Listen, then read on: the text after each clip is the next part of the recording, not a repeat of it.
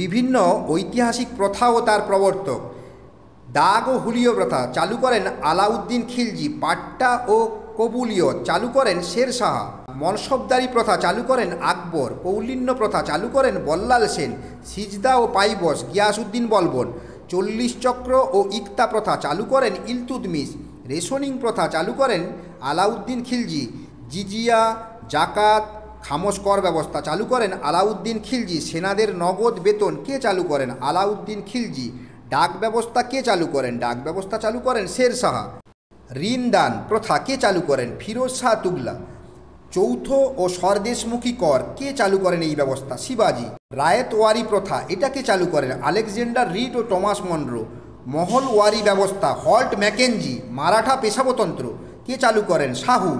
ভাইয়াচারী ব্যবস্থা কে চালু করেন? এলফিনস্টোন ও ম্যাকেনজির। চিরস্থায়ী বন্দোবস্ত কে চালু করেন? Lord Cornwallis.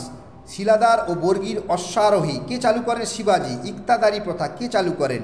নিজামুল মুলক।